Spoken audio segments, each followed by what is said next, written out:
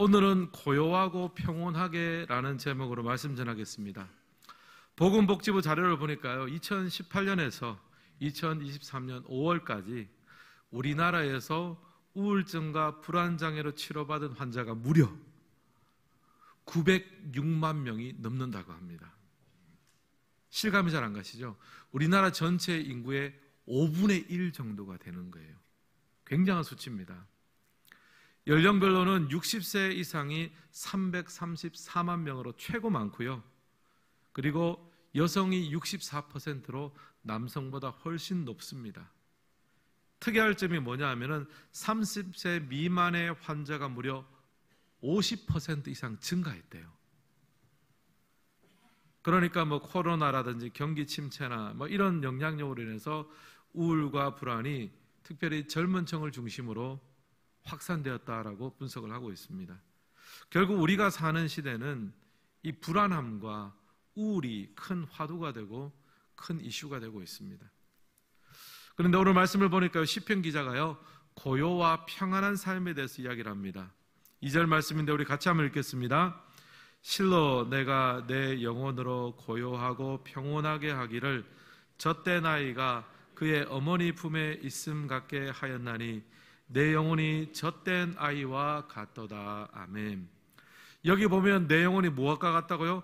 고요하고 평온하다라고 하면서 이야기를 끄집어내고 있습니다. 불안과 우울이 화두가 된 시대에 굉장히 부러운 말입니다. 그런데 시편 131편은 이 고요와 평안을 설명하기 위해서 한 가지 비유를 들고 있습니다. 어떤 비유입니까? 젖된 아이가 그의 어머니의 품에 있음 같게 하였나니. 여러분 한번 생각해 보십시오. 먼저 젖되기 전에 아기는요, 아무리 엄마 품에 있어도 평안하지 못합니다. 보채입니다. 젖을 물리지 않으면 불안해합니다. 젖을 아직 떼지 못했기 때문이에요. 근데 젖된 아기는 다릅니다. 엄마 품에 안겨있기만 하면 그걸로 끝입니다. 평온합니다. 왜냐하면 꼭 젖을 물지 않더라도 엄마 품에만 안겨있으면 엄마가 알아서 때를 따라 자기에게 필요한 것을 공급하고 채워준다는 것을 이미 경험으로 알고 있기 때문입니다. 그래서 젖된 아이가 엄마 품에 있으면 그 자체로 고요하고 평안할 수 있다라는 거죠. 시편 기자는 이 부분을 이야기하면서 바로 하나님의 백성이 하나님 안에서 누리는 평안 이와 같다라고 합니다. 사실 당장 내 앞에 염려와 걱정과 결핍이 있으면 누구나 다 걱정이 되고 불안하고 우울합니다. 고요할 수가 없습니다. 그런데 여러분, 성도의 특권이 무엇입니까? 지금 당장 내 앞에는 보이는 것이 없고 내 손에는 쥔 것이 없다고 할지라도 내가 아버지 하나님의 품 안에 있다면, 하나님이 나와 함께 하신다면 바로 그 자리에서 고요와 평온을 누릴 수 있는 줄을 믿습니다. 이 시편의 저자는 다윗입니다. 다윗의 인생에는 풍파가 많았습니다. 염려와 근심의 파도가 일어났던 적이 한두 번이 아닙니다. 그러나 다윗은 경험했습니다. 세상이 알지 못하는 은혜와 평강이 자신의 마음과 인생을 주장하는 것을 맛보았습니다. 그래서 당장 내 손에 쥔 것이 없어도, 당장 눈에 보이는 것이 없을지라도 내가 주님의 손만 꼭 붙들고 있다면 젖된 아이가 엄마 품에 안긴 것처럼 평온과 고요를 누릴 수 있었습니다. 사랑하는 성도 여러분, 2024년 마지막 주일입니다. 하늘을 돌아보면 여러분 어떤 마음이 드세요? 마음이 평온하고 고요해지십니까? 아니면 염려와 걱정과 이런 파도가 일어나고 한숨이 절로 쉬어지지는 않으십니까? 오늘 예배 드리시는 모든 성도님들은 시편 기자가 경험했던 것처럼 고요와 평온을 발견하고 누릴 수 있기를 주님의 이름으로 축복합니다. 이런 마음으로 오늘 말씀을 보면서 고요하고 평온한 삶을 살기 위해 필요한 것을 세 가지로 한번 정리해 보았습니다. 첫 번째, 고요하고 평온한 삶에 필요한 것은요, 자기 분수를 지키는 일이 필요합니다. 1번 함께 읽겠습니다. 자기 분수 지키기. 1절 말씀 같이 한번 읽겠습니다. 여호와여, 내 마음이 교만하지 아니하고 내 눈이 오만하지 아니하오며 내가 큰 일과 감당하지 못할 놀라운 일을 하려고 힘쓰지 아니하나이다. 아멘. 여기 보면 다윗이 내 마음이 교만하지 아니하고 내 눈이 오만하지 아니하오며, 또 하반절에 보면요, 큰 일과 감당치 못할 놀란 일을 하려고 애쓰지 아니하나이다 라고 합니다. 즉 자기의 범위를 넘어서는 것을 얻고자 욕심껏 그것을 추구하고 애쓰지는 않았다는 겁니다. 자기 경계를 지키고 자기 분수를 잘 지켰다 하는 이야기를 하고 있습니다. 그것이 사실 교만하지 않고 오만하지 않는 것이죠. 다윗 생의 초반기를 보면요, 자기의 자리, 자기의 범위를 잘 지켰습니다. 비록 하나님이 다윗을 왕으로 삼기는 했지만 그 스스로, 자기 스스로 왕의 자리를 오르고자 애쓰지는 않았습니다. 자신을 부당하게 괴롭혀오던 사울 왕을 죽일 기회가 여러 차례 있었지만 자기 손으로 직접 죽이지는 않았습니다. 하나님이 세우신 왕, 하나님만이 내릴 수 있다라고 하면서 자기의 범위를 넘어서는 일을 함부로 하지 않았습니다. 욕심껏 살지 않았습니다. 그래서 그런지 다윗은 몸은 좀 고달팠지만 마음은 평온했던 것 같습니다. 근데 다윗 인생의 후반부는 달랐습니다. 자기 것이 아닌 것을 취하려고 했습니다. 밧세바를 취한 것이 그 대표적인 사건입니다. 자기 분수를 넘어서, 하나님이 허락하신 분수를 넘어서 욕심껏 취하고 가지려고 했을 때 그게 바로 교만이고 오만이죠. 결과적으로 가정이 박살이 나고 왕국에 어려움이 생겼습니다. 고요가 깨어지고 평온함이 부서져 버렸습니다. 여러분, 창세기 초반부를 한번 떠올려 보십시오. 사단이 아담과 하와를 유혹할 때 어떻게 합니까? 경계를 허물어요. 피조물과 창조주의 경계를 허무는 말을 합니다. 너도 하나님처럼 될 수 있어. 선과 악의 기준을 왜 꼭 하나님만이 결정해야 돼? 너도 선악과를 먹고 선과 악의 기준을 너 스스로 결정할 수 있어야 된다. 너도 하나님처럼 될 수 있다. 피조물의 경계와 분수를 넘어서 창조주처럼 되게 부추겼습니다. 결과적으로 하나님께서 인간에게 허락하신 고요와 평온함이 깨트려지게 됐습니다. 사랑하는 성도 여러분, 여러분 인생에 참된 평안과 고요함이 있기를 원하십니까? 하나님 허락하신 지경에서 자기의 분수를 지키며 하나님 허락하신 그 자리에서 작은 충성과 그 하나님에 대한 성실함으로 살아갈 수 있기를 주님의 이름으로 축복합니다. 그것을 넘어서서 내 욕심대로 얻거나 취하고자 하면 그 자체가 바로 마음의 평안과 고요를 해치는 일이 됩니다. 제독 철학자 한병철 씨가 쓴 피로사회라는 책이 있습니다. 제가 종종 소개해드렸죠. 저자는 그 책을 통해서 현대사회가 왜 그렇게 피곤한가, 그 이유를 분석합니다. 이렇게 기술이 발전을 하고 사는 것도 편리해지고 이제는 AI까지 이제 들어왔습니다. 근데 이렇게 편리한 시대를 살아가는 인간은 더 피곤해졌다는 거예요. 저자가 현대의 삶이 피곤하게 된 이유를 이렇게 밝힙니다. 긍정의 과잉 때문이다. 사실 긍정이라는 말은 좋은 말이죠. 우리에게 용기와 희망을 줍니다. 나는 모든 걸 할 수 있다. 너무나 좋죠. 근데 그 긍정이 과잉 상태가 되면 피곤하게 만든다는 거예요. 예를 들면요, 나는 모든 것을 할 수 있다고 합니다. 그래서 나는 아이돌도 될 수 있고 나는 조수미처럼 유명한 성악가도 될 수 있다. 굉장히 멋진 말이죠. 근데 이 긍정의 과잉 때문에 우리가 얼마나 많은 시간과 얼마나 노력과 얼마나 많은 애를 쏟아부어야 될까요? 그렇다고 동일한 결과가 납니까? 그렇지는 않은 거예요. 예를 들면 제가 여러분 이 나이에 나는 무엇이든지 할 수 있다고 해서 제가 만약에 아이돌이 되겠다고 결단한다고 생각해 보십시오. 여러분, 소속사를 찾고 살을 빼고 제가 지금 이 나이에 춤 연습을 한다고 생각해 보십시오. 여러분, 상상이 되십니까? 긍정은 좋은 것이지만 과잉됐을 때는요, 사람을 피곤하게 하고 인생을 허비하게 만든다는 거예요. 저자는 이것을 현대사회의 자기 착취다, 또 긍정의 폭력이다 라고 그렇게 이야기합니다. 또 이렇게도 한번 설명해 볼 수 있을 것 같아요. 목회자 세계도 마찬가지입니다. 요즘은 우리 성도님들이 유튜브를 통해서 한국에 내노라 하는 목사님들 설교를 많이 듣고 계십니다. 그래서 저처럼 지방에서 평범하게 목회하는 목사도 적어도 설교에서만큼은 한국에 내노라 하는 목사님들과 경쟁 아닌 경제를 하게 된 거예요.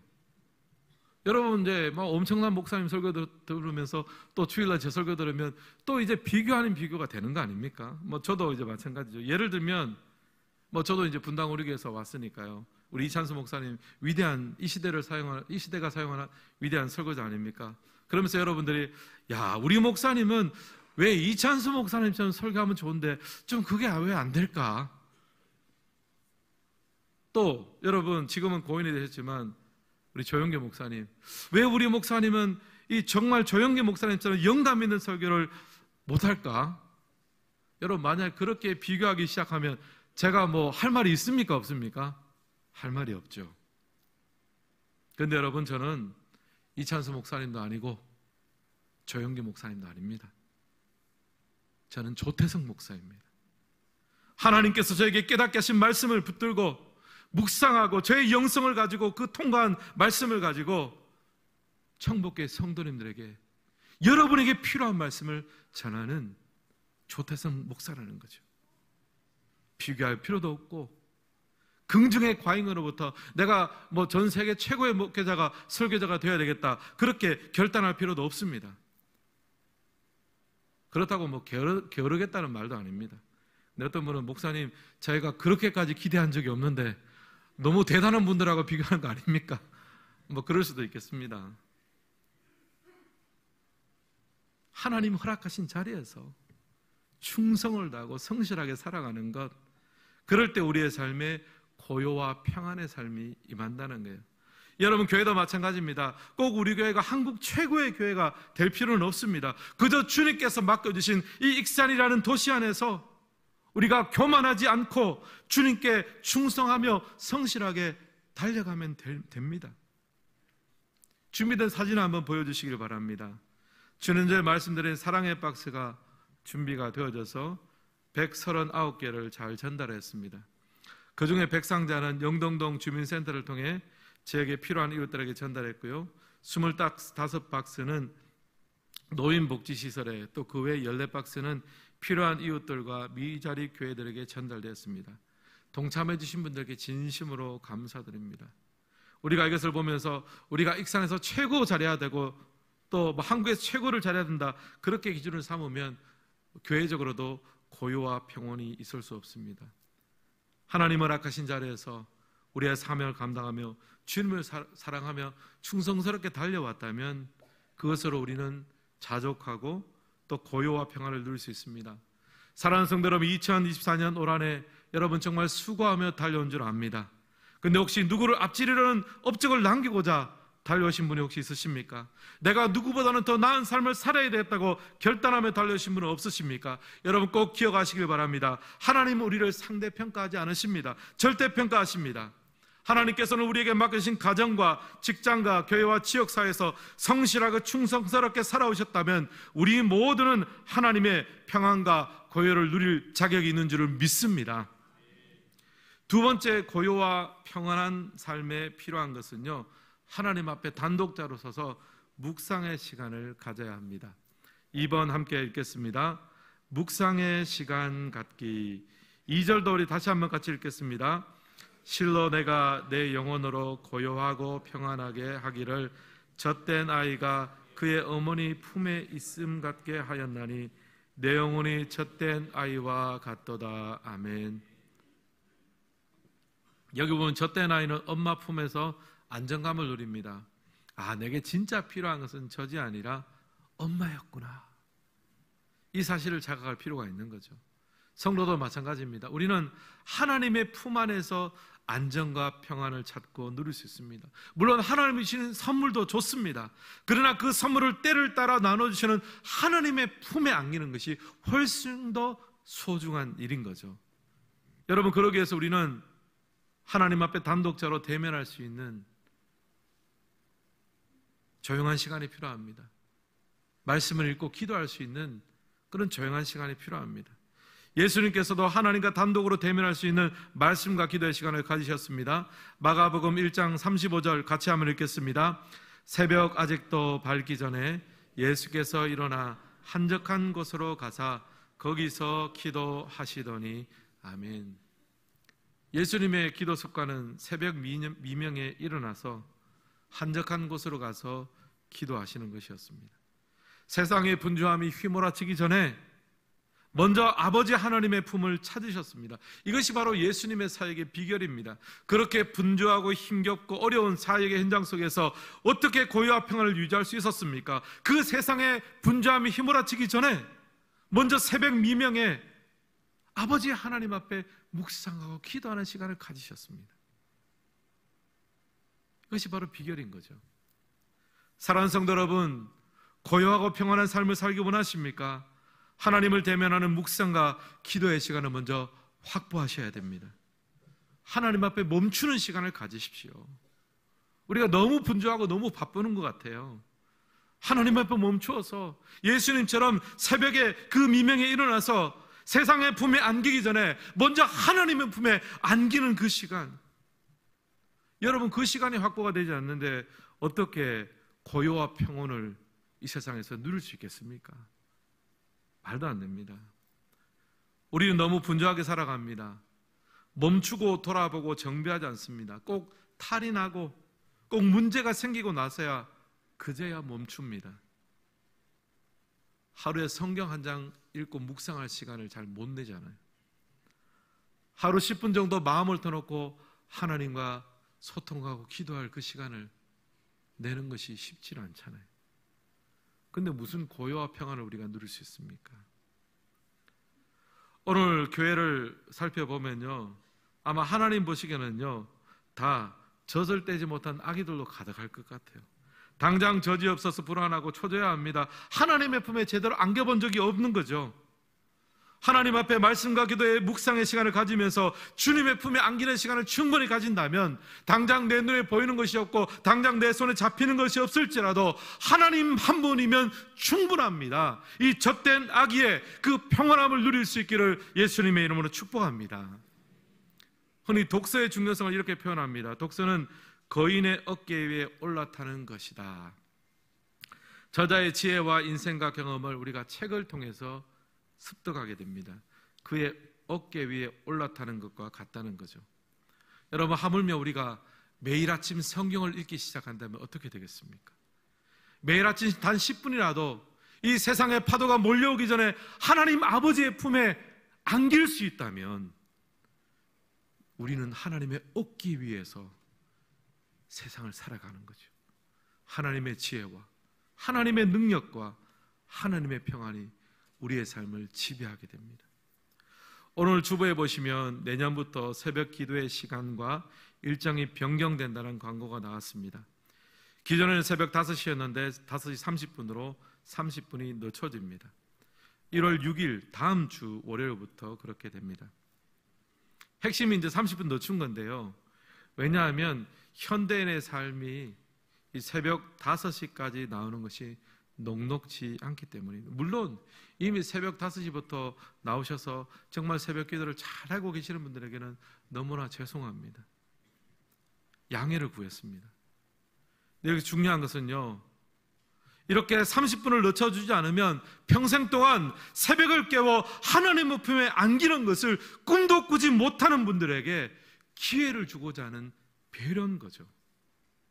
제가 이 이야기를 벌써 몇 번 했잖아요. 그러니까 몇몇 분들이 벌써 저에게 말씀해 줍니다. 목사님, 그렇게 이 새벽 5시 30분부터 새벽 기도를 한다고 하니까 우리가 죄송해서라도 한번 새벽을 한번 깨우는 결단을 해보고 싶습니다. 또 어떤 분들은 나는 평생 그런 거 한번 계획도 해보지 못했는데 이번 기회에 한번 내가 도전해보고 싶습니다. 그렇게 말씀하신 분들이 여러분들이 있습니다.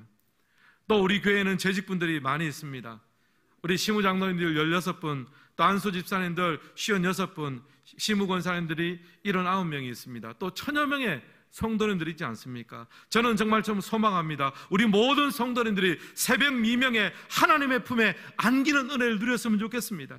세상의 파도에 휩싸이기 전에 먼저 하나님의 품에 안겼으면 좋겠습니다.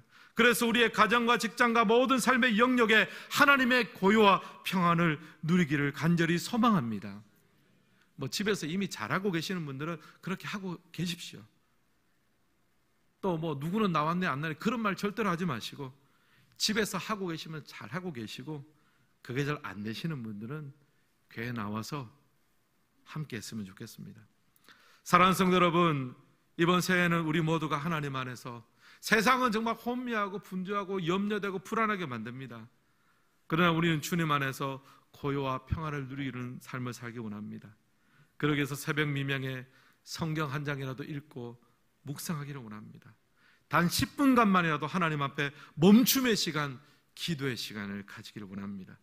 세상을 향해 내달리기 전에 잠시 멈춰서서 하나님 아버지의 품에 안기는 습관을 가질 수 있어야겠습니다. 옆 사람과 이렇게 인사하겠습니다. 새벽을 깨웁시다. 지금 인사하는 거 제가 봐뒀습니다. 다.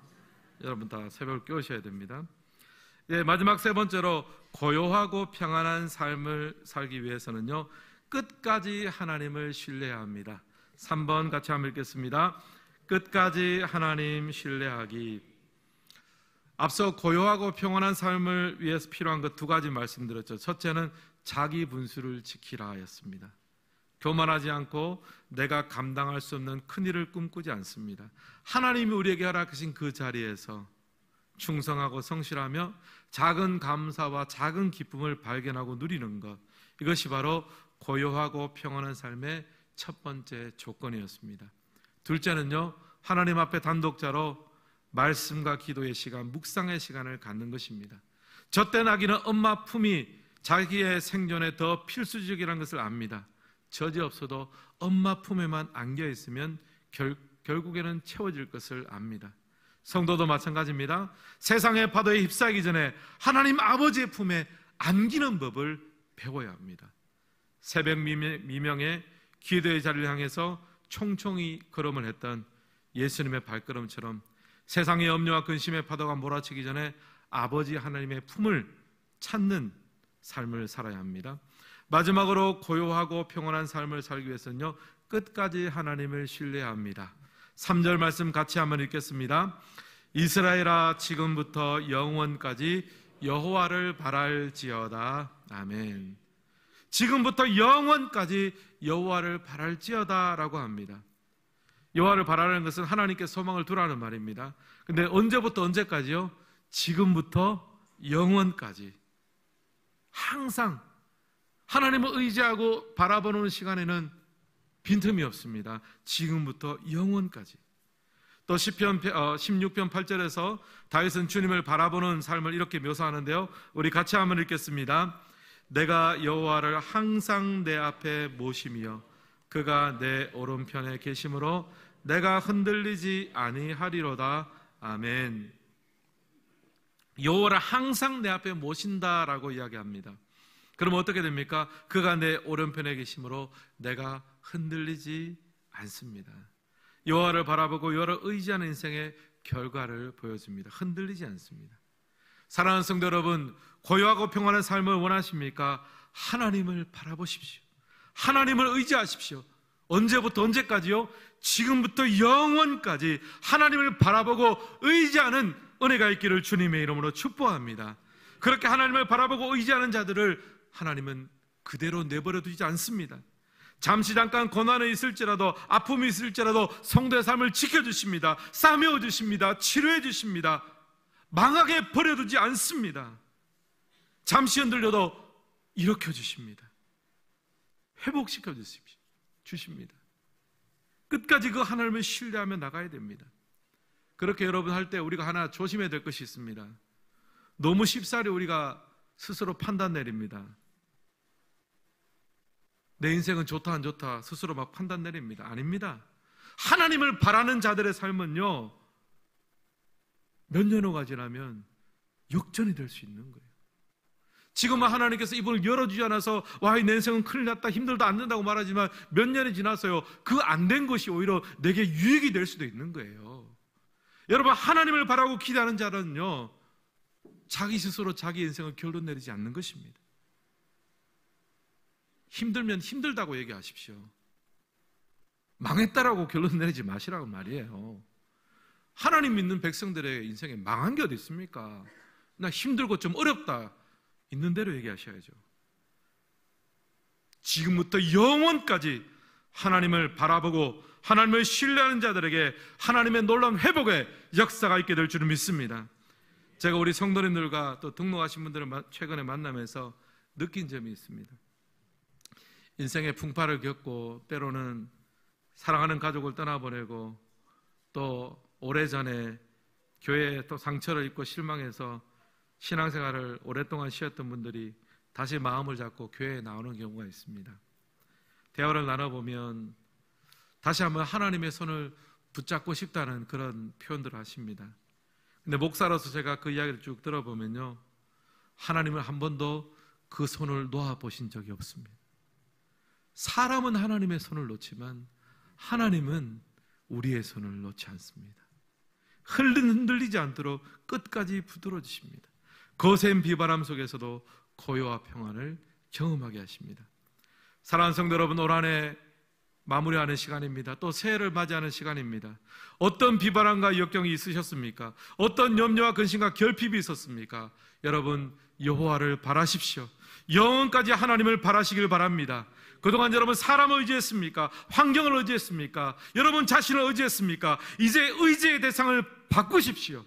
여호와를 바라십시오. 여호와만을 바라는 은혜가 있기를 주님의 이름으로 축원합니다. 이 고백과 결단으로 주님 안에서 고요와 평안을 누릴 수 있는 모든 성도님들의 시기를 예수님의 이름으로 축원합니다.